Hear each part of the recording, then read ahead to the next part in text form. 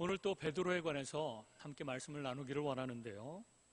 갈릴리 호수를 방문하는 성지 순례자들은 이 갈릴리에서 잡은 베드로 물고기라고 하는 별칭의 물고기 요리로 식사를 하게 된다고 합니다. 베드로 물고기. 평범한 물고기가 베드로의 이름을 빌리는 바람에 멋진 그 관광 음식으로 알려져서 갈릴리 호수 근처 식당들에서는 아주 유명하다고 합니다. 갈릴리 작은 마을에서 업으로 잔뼈가 굵은 베드로가 예수님을 만나지 않았다면 아마도 베드로 물고기 메뉴도 생기지 않았을 것입니다. 어떤 심리 분석가는 베드로 성격을 설명하기를 기존의 질서와 규범을 충실하게 따르며 책임감이 강하다. 그러나 약점이 있는데 두려움이다. 베드로의 약점은 두려움이다. 이렇게 심리 분석가가 설명을 했습니다. 두려움에 대처하는 방법이 두 가지가 있는데요. 그 하나는 도망가거나 숨는 것입니다. 무서워서 도망가거나 숨는 것. 또 다른 하나는 거꾸로 무모한 모험을 시도하는 것입니다. 나 겁먹지 않았다. 그러니까 뭔가 보여주려고 거꾸로 이상한 행동을 하거나 무모한 시도를 하는 것이죠. 겁먹은 개일수록 맹렬히 짖는다라는 말처럼 두려움 때문에 허풍이 세지고 호언장담도 서슴없이 하는 그런 성격이 될 가능성이 있다는 겁니다. 그러면서 내가 누군지 알아? 나는 한다면 하는 사람이야. 나는 뭐든지 할 수 있어. 큰 소리 치는 사람이 이 두려움 때문에 큰 소리 치는 경우가 많다고 하는 것이죠. 그래서 베드로는 두려움 바다 풍랑 속에서 너무 무서웠지만 반대로 바다 위로 주님 걸어가게 해주십시오 라고 요청하면서 무모한 모험을 시도하는데 곧 또 풍랑, 자기 키보다 큰 풍랑을 보면서 갑자기 두려워져서 물속에 빠지는 그런 모습을 연출하기도 합니다. 또 예수님이 체포될 때도 베드로는 두려워서 칼부터 빼들었습니다. 그러니까 두려운 사람이 무기를 항상 몸에 지니고 다니다가 어떤 상황이 되면 칼부터 빼드는 것이죠. 사실 자기 혼자 칼 들고 있었어요. 그리고 많은 군병들과 깡패 무리가 예수님을 체포하러 왔습니다. 자기 혼자서 칼 한 자루로 어떻게 그 많은 그 군병들과 깡패 무리를 혼자 이길 수가 있겠다고 생각을 합니까? 근데도 일단 칼 빼들고 자르는 거죠. 누구 한 명 죽이려고 그렇게 내리쳤는데 그게 이제 결국 빗맞아서 말고라고 하는 제사장의 종인 말고라는 사람의 귀를 잘라버리게 되는 것이죠. 그리고 죽기까지 예수님을 따라가겠다 이렇게 호언장담한 베드로가 그 말은 진심이었을 것입니다. 그 당시에. 하지만 자신에게 두려운 상황이 오니까 그 두려움 때문에 비겁하게도 예수님을 3번씩이나 강하게 모른다고 부인하는 그런 행동을 하게 되었습니다. 그의 약점인 두려움은 속이는 것과 진실하지 못함으로 이어질 가능성이 매우 높습니다. 그래서 거짓말로 예수님을 3번씩 부인하였던 것이죠. 오순절 사건 이후에 성령을 받아서 담대히 복음을 전파하였음에도 불구하고 그에게는 두려움이 조금 남아 있었습니다. 그래서 갈라디아서 2장에 보면 그는 안디옥에서 이방 그리스도인들하고 식사를 하다가 예루살렘으로부터 온 유대인 크리스찬들을 바라보면서 그들이 아니 어떻게 유대인이 이방인하고 같이 식사를 하느냐 이렇게 지적하고 비판할까봐 저 멀리서 유대인 그리스도인들이 오니까 순간 자리를 피해서 도망가 버렸습니다. 그래서 바울로부터 큰 책망을 들었죠. 사실 아이들을 포함해서 사람들은 책망을 듣거나 비난받을까봐 두려워서 종종 거짓말을 합니다. 거짓말을 하는 이유가 두려움 때문인 것이죠. 그래서 도망가거나 숨기도 하고 반대로 큰 소리치고 허풍이 세고 호언장담하고 또 심지어는 극단적인 단어를 씁니다. 베드로도 그런 극단적인 단어들을 많이 썼는데요. 내가 가만두지 않겠습니다. 나는 예수님이 잡혀 죽는다면 나도 같이 죽겠습니다. 뭐 이런 죽음에 대한 것이라든지 극단적인 단어들을 사용합니다. 그리고 두려워서 거짓말까지 하는 것이죠. 이 두려움이 나타나는 여러 가지 증상들이 이렇게 다양하게 나타나는 것이죠. 여러분들은 두려움이 있습니까? 평소에 마음이 안정적이고 두렵지 않으며 마음이 평온하고, 그렇다면 이런 어떤 현상들이 나타나지 않습니다. 하지만 우리 대부분은 마음속에 어느 정도 다양한 이유로 두려움이 있습니다. 그래서 그 두려움 때문에 자꾸 이렇게 하는 것이죠. 그래서 그 두려움은 우리의 연약함이 되는 겁니다. 그래서 이 연약함인 두려움을 해결해야 되는 것이죠. 두려움을 제거해 주시고 나의 능력을 신뢰하는 것이 아니라 주님만 온전히 신뢰하고 의지하면서 그런 관계 가운데서 안정감을 가지고 살아가는 것이 중요합니다. 하나님, 제 안에 어떤 특별한 이유 때문에 두려움이 있습니다. 어떤 일을 실패할까 봐 두려워하기도 하고, 혹은 관계가 망쳐질까 봐, 혹은 관계가 악화될까 봐 두려워하기도 하고, 혹은 건강에 대해서 걱정하면서 두려워하기도 하고, 뭐 다양한 두려움들이 있는데 이 두려움 때문에 그것이 약점이 되어서 하나님, 반대로 행동하거나 숨거나 도망가거나 혹은 극단적인 단어를 쓰거나 혹은 거짓말을 하거나 그러지 않도록 하나님 도와주십시오. 전적으로 하나님만 의지하고 신뢰하면서 제 마음 가운데 평안으로 안정감을 느끼게 해주십시오. 그래서 이러한 연약함들을 드러내지 않도록 하나님 도와주옵소서라고 기도하는 것이 필요합니다. 마가복음 14장 34절 이하에 보니까 겟세마네 동산에서 예수님께서 제자들과 함께 마지막 기도를 하시는데요. 근데 8명의 제자, 가룟 유다는 빼고 8명의 제자를 여기서 기도해라. 그리고 베드로, 요한, 야고보는 조금 멀찍이 떨어져서 너희들은 여기서 기도해라. 그리고 예수님 혼자서 또 멀찍이 떨어져서 거기서 혼자서 기도하십니다. 그렇게 3번이나 기도를 하십니다. 한 번 기도 끝날 때마다 다시 돌아와서 제자들이 지금 기도하고 있나 보시고 또 다시 기도하시고 하기를 3번 반복을 하시고, 그리고 맨 마지막으로 다시 돌아오니 제자들이 잠을 자고 있었습니다. 사실 베드로만 잔 것이 아니라 모든 제자들이 다 골아 떨어졌는데 베드로만 또 콕 집어서 베드로에게만 이렇게 이야기하십니다.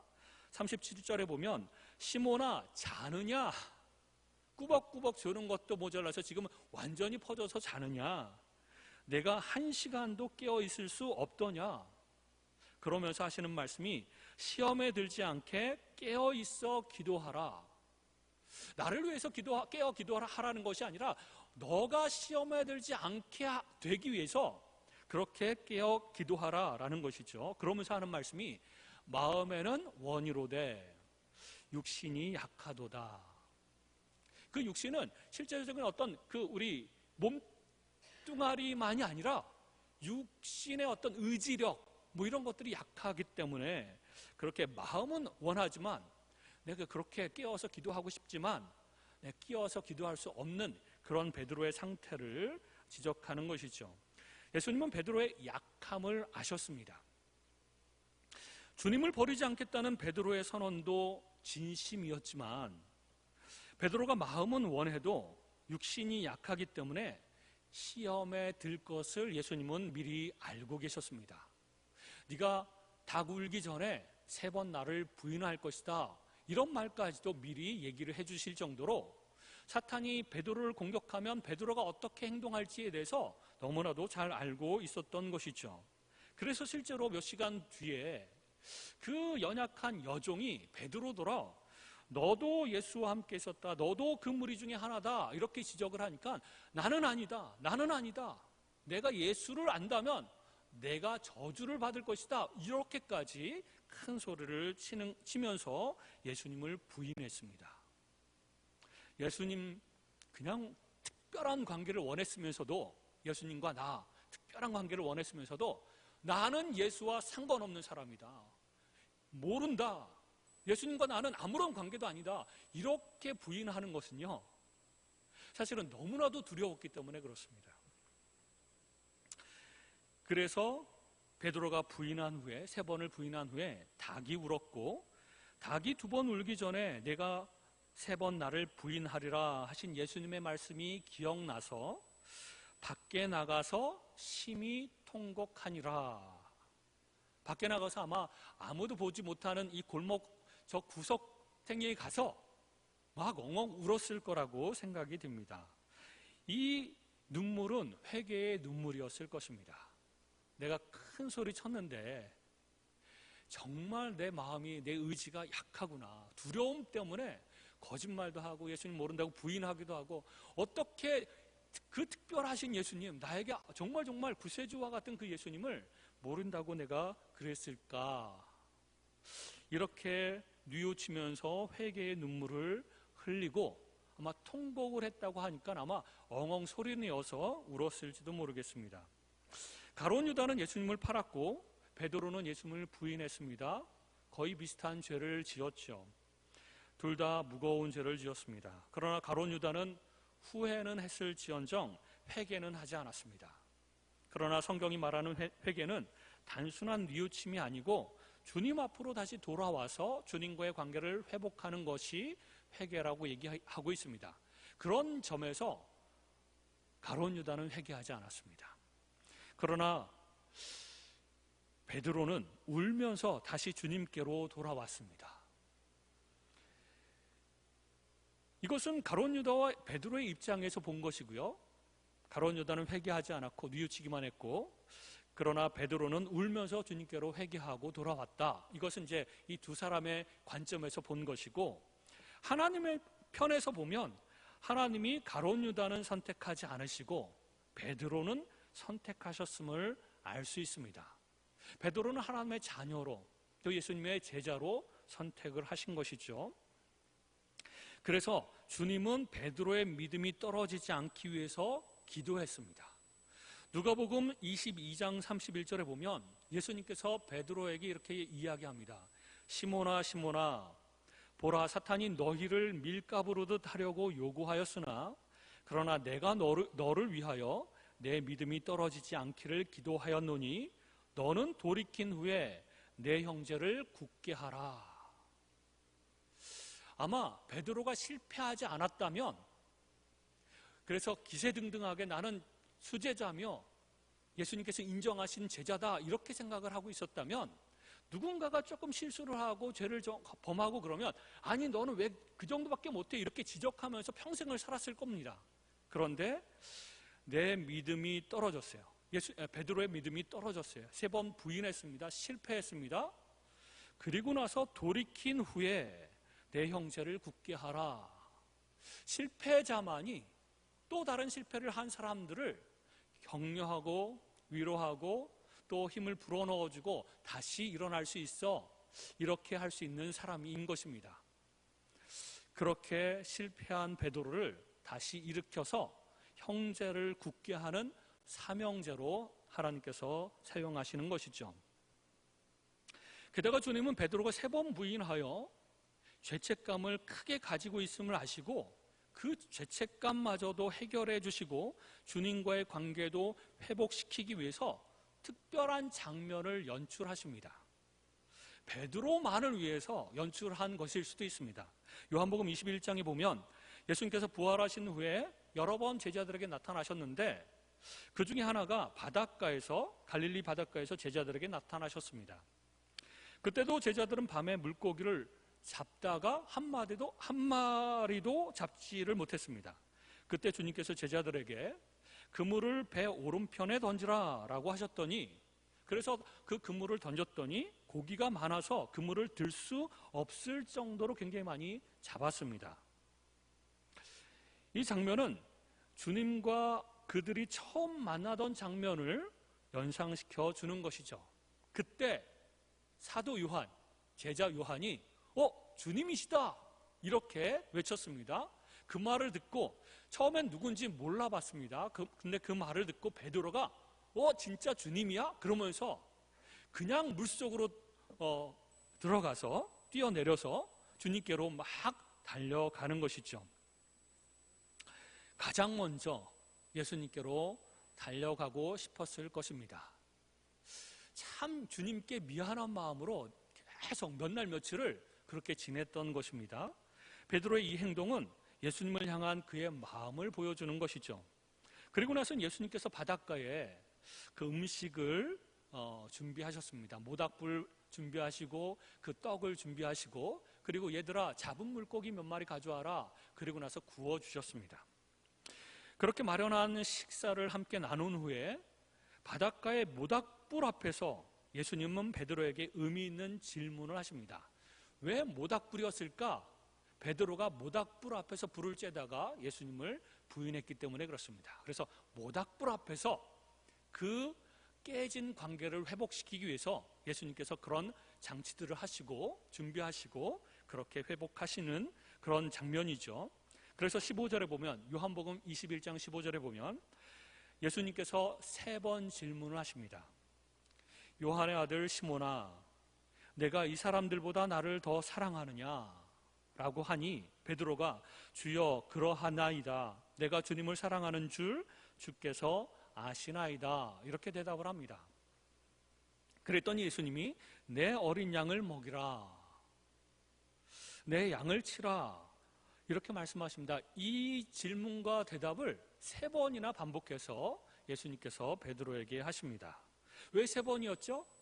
3번 부인하였으니까 3번 주님을 사랑한다고 그렇게 대답하도록 기회를 주신 것이고, 그리고 그럼으로써 예수님과의 관계를 다시 회복시켜 주시고, 그럼으로써 베드로 마음 가운데 있는 죄책감도 싹 씻어낼 수 있도록 예수님께서 그렇게 해주신 것이죠. 그런데 이 말씀에서 예수님께서 내가 나를 사랑하느냐라고 말씀하실 때의 사랑이라고 하는 단어는 아가페라는 단어입니다. 아가파의 그 사랑은 무조건적인 하나님의 사랑을 의미합니다. 그러니까 네가 나를 아가페의 사랑으로 사랑하느냐? 옛날 같았으면 베드로는 무조건 그걸 말이라고 합니까? 제가 무조건적인 사랑으로 주님을 사랑합니다라고 호언장담하면서 그렇게 얘기를 했을 것입니다. 그런데 베드로는 아가페가 아닌 필레오라고 하는 단어를 사용해서 제가 필레오의 사랑으로 주님을 사랑합니다 라고 3번이나 대답을 합니다. 필레오는 형제 간의 사랑 혹은 친구 간의 사랑인데요, 이 모습은 이전의 베드로의 모습과는 다른 모습입니다. 이전에는 언제나 허풍이 심하고 깊이 생각하지도 않고 호언장담하고 자신에 대해서 과신하면서 말하던 모습이었는데, 3번 예수님을 부인하고 나서 야, 나는 의지박약이구나, 나는 연약한 인간이고 내가 말한 대로 살아가지 못하는 사람이구나 라고 하는 것을 깨닫고 겸손해졌습니다. 아주 겸손해진 것이죠.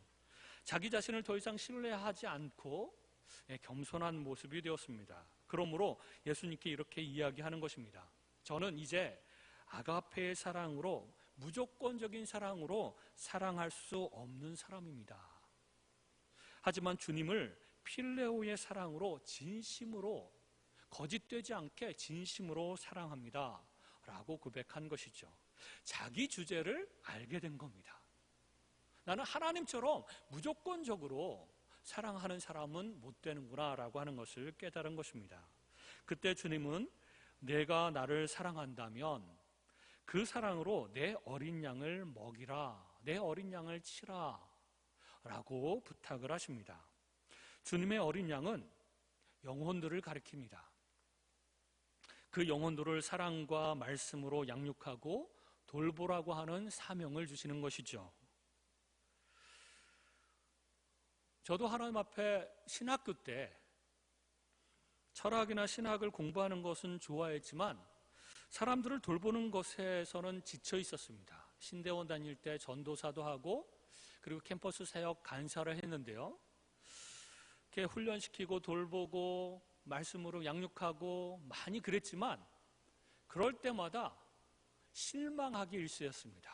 잘 변하지 않을 뿐만 아니라 실망스럽게도 떠나가고 또 행동이, 삶이 변화되지 않고 이런 모습으로 청년들이 그렇게 반응을 보였을 때 제 마음 가운데 하나님, 이건 정말 못하겠습니다.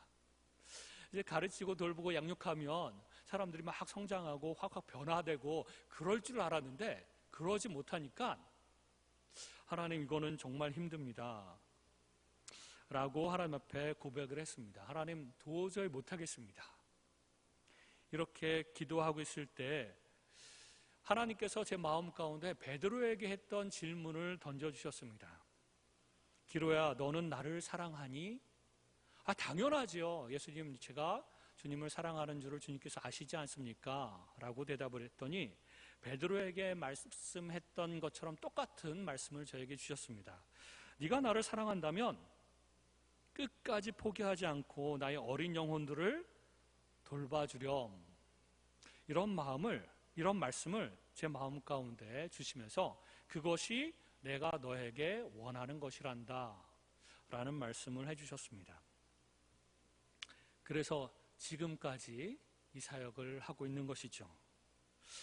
주님을 사랑하는 것은 그때까지만 해도 추상적이었습니다. 저한테는. 주님 사랑합니다. 주님 사랑합니다. 눈에 보이지도 않고 저 멀리 천국에 계시는 분 사랑한다. 어떻게 사랑하겠습니까? 구체적으로 우리가 실천하기가 참 애매한 부분이 있습니다. 그러나 하나님께서 네가 나를 사랑한다면 실제적인 삶 가운데서 너희 주변에 있는 어린 영혼들, 힘들어하는 영혼들 양육하고 돌보고 사랑해주고 섬기고 하는 일들을 계속하는 것, 그것이 주님을 사랑하는 표현이다. 그렇게 하지 않는다면 너는 나를 사랑하는 것이 아니다. 이런 말씀인 것이죠. 주님을 진정 사랑한다면 주님이 원하시는 것을 해드려야 됩니다. 우리가 주님을 사랑한다고 헌금을 하면 얼마나 하겠으며, 교회 건물 이렇게 청소하고 하는 것 그거 얼마나 되겠습니까? 그것이 아니라 더 중요한 것은 주님을 진정으로 사랑한다면, 정말로 사랑한다면 내 어린 양을 치라, 내 양을 먹이라, 이 말씀을 우리가 귀담아 듣고 마음에 새겨야 됩니다. 네가 나를 사랑한다면 주변에 있는 사람들을 사랑해 주렴, 용서해 주렴, 받아주고 돌보고 섬기고 그렇게 해 주렴. 그러면 네가 나를 사랑하는 줄 내가 알겠다. 이렇게 말씀하시는 것입니다. 오늘 주님께서 여기에 모인 우리 모든 성도들 한 사람 한 사람들에게 같은 질문을 하시는 것입니다. 네가 나를 사랑하느냐? 라고 했을 때 정말 사랑합니다 라고 우리 모두 그렇게 대답하지 않겠습니까? 실제로 우리가 다 주님을 사랑하니까. 그때 주님께서 우리에게 동일하게 말씀하실 것입니다. 네가 나를 사랑한다면 연약한 영혼, 네가 싫어하는 영혼들까지도 사랑하고 돌봐주렴. 그것이 나를 사랑하는 것이다 라고 하는 것입니다. 말씀을 맺겠습니다. 우리 베드로를 통해서 참 많은 것들을 배울 수가 있는데요. 베드로는 여러 가지 장점들이 있었음에도 불구하고 두려움이라고 하는 약점이 있었습니다. 이 두려움 때문에 참 많은 실수도 하고 참 많은 성숙하지 못한 모습도 보이고 심지어는 거짓말도 하고 심지어는 주님을 3번 부인하기까지 했습니다. 그러므로 우리 마음 가운데 두려움이 있다면, 베드로가 가지고 있었던 그 두려움이 있다면 하나님, 이 두려움을 제거해 주십시오. 전적으로 하나님을 신뢰하고 의지함으로 인해서 두려움 같은 것은 다 내버리고 든든한 주님을 정말 의지하고, 그래서 우리 마음 가운데 안정감을 하나님 허락해 주십시오. 그래서 거짓말도 하지 않고 호언정담이나 이런 실수도 하지 않고 또 주님을 거짓말도 하지 않고 주님을 부인하지도 않고 그렇게 해 주십시오 라고 하나님 앞에 기도했으면 좋겠습니다. 두 번째는 하나님, 주님과 관계를 다시 회복되어서 주님께서 베드로에게 질문하셨던 것처럼 네가 나를 사랑하느냐라고 물어보셨을 때 저희 모두가 또 주님, 제가 주님을 이 사람들보다 더 사랑하는 줄 주님께서 아십니다 라고 대답을 하고, 그렇다면 나의 어린 양 영혼들을 돌보고 사랑하고 섬겨라 라고 하는 예수님의 말씀에 귀를 기울여서, 하나님, 제가 주님께서 원하시는 대로 제 주변에 있는 사람들을 사랑하고 섬기겠습니다. 실망하는 일이 있더라도 그걸 포기하지 않겠습니다. 끝까지 그들을 사랑하고 섬기겠습니다. 용서하고 받아들이겠습니다. 그것이 주님을 사랑하는 방법이기 때문에 하나님, 그렇게 살 수 있도록 하나님 도와주십시오 라고 주님 앞에 기도하고 고백하는 이 시간 되었으면 좋겠습니다.